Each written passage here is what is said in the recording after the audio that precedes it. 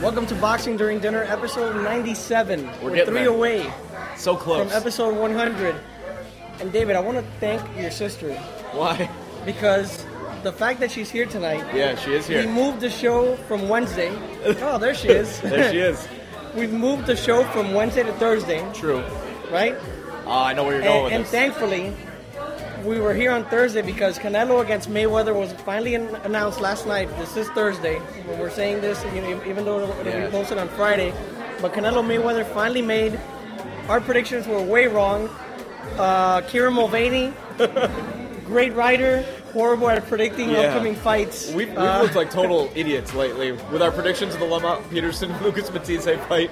My prediction on Rigondeaux. Oh, hold on. Oh, and here's the food. It's game time. There's Andy bringing the food. So we got the famous Randazzo's chicken parm. Yes, this is one portion. Yes, it's enough to kill 2 people. Go ahead, set this one up. We got the rigatoni vodka. We got rigatoni vodka. There you go, buddy. And there's a staple here. Right? It's delicious. Now everyone knows I'm still on my health kick. Yeah, this is Andy's specialty. This is my specialty. We got the grilled chicken with broccoli. You could just set it here, and it's funny because David gets on this health kick, and he'll eat the grilled chicken with the broccoli, but then he'll also eat the chicken parmesan. Yeah, well the way I look at it, no, here's the thing: if I eat the healthy food first, the bad food that comes after doesn't even exist. That's the way I look at it. And then you do work out. And then I do work out. I don't work out, so. Randazzo's Little Italy in Coral Gables, corner of Lejeune and Miracle Mile. You guys got to come here. And Alex always puts a sign right somewhere here, call, whatever. But Canelo Mayweather, David, as we were saying, we've had an awful year predicting upcoming fights and all that. But this is the reason we were saying that it wasn't going to happen. We got to be cynics. Yeah. In boxing, the last few years, the last 5 to 10 years, we've seen big fights not happen. As Pacquiao Mayweather didn't happen. Which I swore would happen. Yeah, in 2009 I thought for sure it was. It never did. I thought it would happen, never did. So, when a fight like Canelo and Mayweather comes about, and you're talking about Mayweather having a 6-fight deal with Showtime, you're thinking it's going to happen towards the latter part of the deal. You're thinking Amir Khan, you're thinking Lucas Matisse, Danny Garcia, Devin Alexander, one of those guys. You don't think that Golden Boy Promotion is going to put their prized possession, Canelo Alvarez, against Floyd Mayweather Jr. this early in that contract. Now, there's many reasons why this is done. Maybe the first fight the Guerrero fight didn't sell as well as we're led to believe, which that could be the case. Or it could just be Floyd Mayweather wants to fight the best right now, knowing that Canelo could be a threat, knowing that this could be a 2 or 3 fight proposition, not just a 1-fight proposition. But David, how freaking excited are you? Because last night, you and Alex both texted me at the same time as I was watching TV. And at that point, I was just lost for the night and the possibility of a Canelo Mayweather in September. I'm surprised that I'm about to say this, but I actually have to give props to Golden Boy Promotions for doing something. Because take Canelo versus Mayweather out of the equation. What they've done this year is a true testament to the reason that boxing has been such a story in 2013. The best fights are getting made, and they made a huge transition by going over to Showtime and bringing their fighters. Showtime is now outranking HBO, which is something that we never thought would have happened in recent memory. And it's because Richard Schaefer is actually putting his balls on the table and making good fights. The reason that we doubted this fight is not because of Richard Schaefer. We doubted it because of what history has told us, that the biggest fights in boxing simply do not get made because there's too much power at hand on either side. Mayweather and Canelo both apparently wanted this fight, and it's interesting that there's been so much silence over the past several weeks because you usually expect to hear rumors. We didn't hear anything. Silence is good, though. And in this case, silence was a good thing. Mayweather-Canelo is very likely, if for nothing else, going to beat what Mayweather-Cotto did. And that fight was the second highest non-pay-per-view grossing bout in the history of boxing.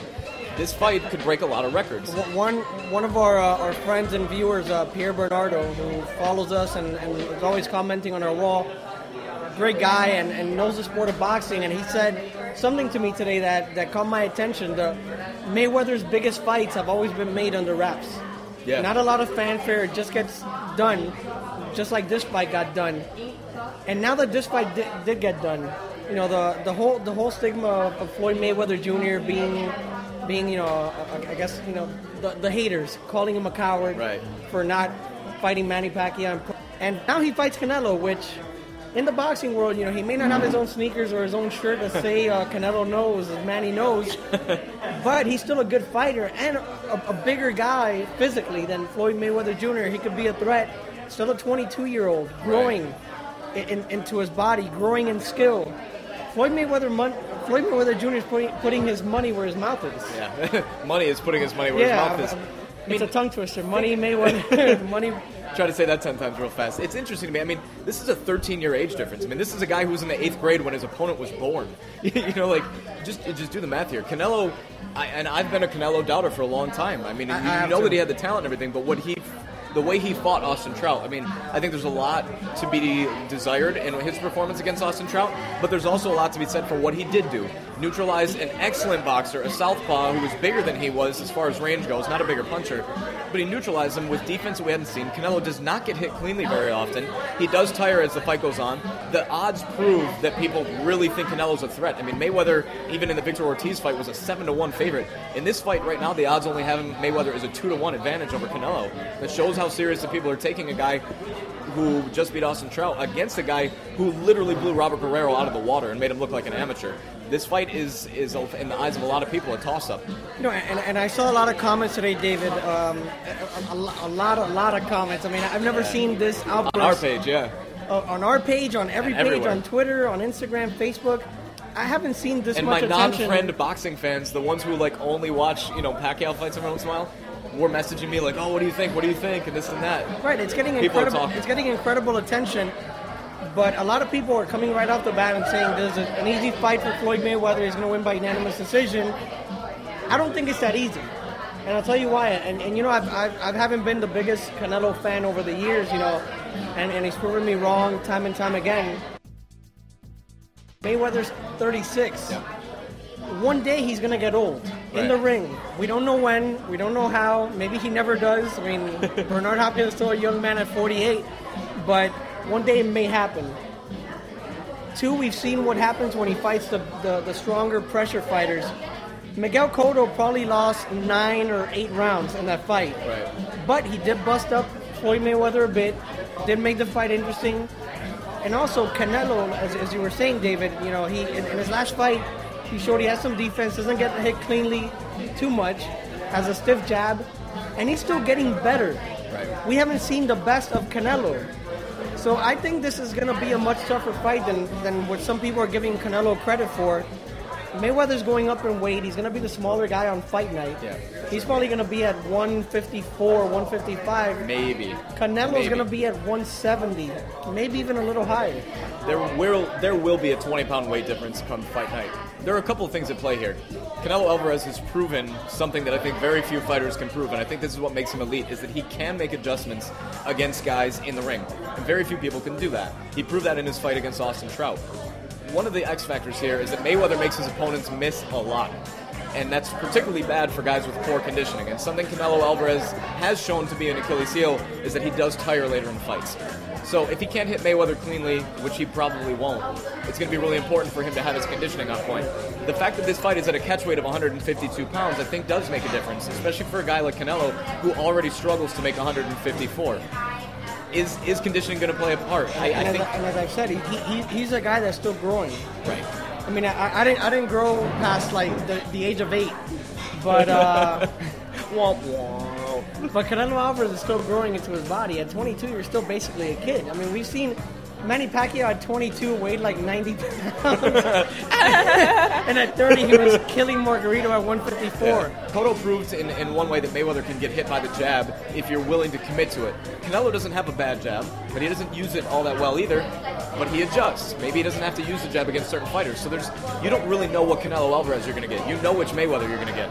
And it really depends on how Canelo can adjust to Mayweather. The whole notion that Floyd Mayweather suffocates under pressure, I don't know. I don't really think that anybody's necessarily shown that blueprint. No, I don't think so either. Let me put it this way. People say that the way to beat Mayweather is to pressure him. I've never really thought of Canelo Alvarez as a pressure fighter unless he needed to be. Right. Against Austin Trout, he was not a pressure fighter. He was a combination puncher who put in good defense. But in that fight, he surprised me by not being the pressure fighter and kind of like bobbing his head. You could see, if you look at the Austin Trout-Canelo fight, obviously with the main camera, you see Oscar De La Hoya, you see Eric from Golden Boy Promotions, you see Richard Schaefer, and they're all smiling. They're all smiling because they can't believe what they're seeing out of Canelo. He was bouncing a little bit, throwing the jab, moving to the side. that was a Canelo we hadn't seen before. Right. And you know, for all the people that think he didn't beat Austin Trout, the decision says he did beat Austin Trout. I had him winning by 1 point, but he did win that fight.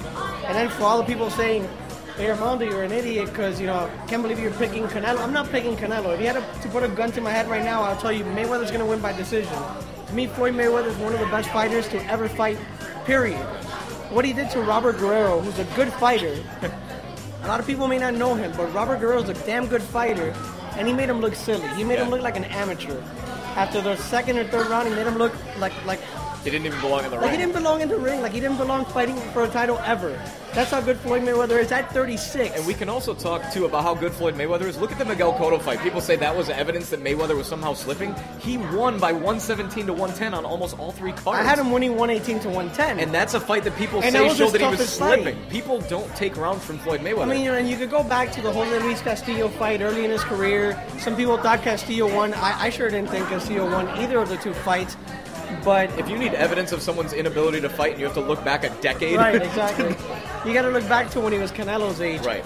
But with that being said, I do think Canelo presents the biggest challenge to Floyd Mayweather to date.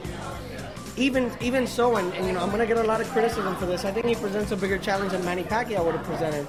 Manny Pacquiao is a smaller fighter coming up. I think, and I've always said this, I think Floyd Mayweather would have exposed him, would have probably won by technical knockout or an easy decision. Not to take anything away from Manny Pacquiao, but Manny Pacquiao I don't think is the same caliber fighter as Floyd Mayweather. A great fighter in his own right, just not there. He's fighting for possibly the first time in a long time, or possibly the first time ever, a guy that's legitimately bigger than him. Canelo's a big kid. I mean, he's gotten in the ring with guys who are legitimately bigger than him, too. Maybe not to the size. But even if you mentioned De La Hoya moved up in weight as he went along. True. But Canelo's always been pretty much there. I agree. Leonard Ellerby is on record as saying, you know, Canelo could come in at 200 pounds and they're not worried about him losing the fight. You need to hit your target cleanly in order for your power to make a difference. And really the only time we've seen Mayweather get hit cleanly in recent years is against Shane Mosley. I don't think Miguel Cotto really hit him cleanly. He didn't hit him cleanly, no. It's, you know, there's a lot of things at play, but this, I mean, let's focus on the bigger picture for a second. This is a super fight. We clamored for Mayweather Pacquiao for years. People have clamored for Mayweather Alvarez in some circles for even, you know, just as long. I had people call me today that probably will not get credentialed for the fight because they never asked for credentials. Not this guy. This guy will get credentialed, but I had people from, you know, local stations, small newspapers asking like, who do I contact for credentials? I'm like, it's going to be tough. A lot of people are going to want to come to this fight. Yeah, of course. But, you know, when this fight was talked about, I knew for a fact, and the reason I mentioned Canelo Cotto was because they needed a Mexican on this card. You can get away with Mexican Independence Weekend with a Mayweather against Devin Alexander. There's no way. Bob Arum would have never moved Marquez Bradley if Mayweather would have fought Devin Alexander. There's no way in hell. Top Rank would have outsold them. This is a great move by the people at Golden Boy, Schaefer, and Oscar De La Hoya. By Canelo, props to Canelo at 22, taking the... I mean, it's a risk, but yet it's not a risk. He has everything to win and nothing to lose. Exactly. And then Steven Espinoza at Showtime. Kim Francesca, who's you know, she covers boxing. She's always on the boards and stuff.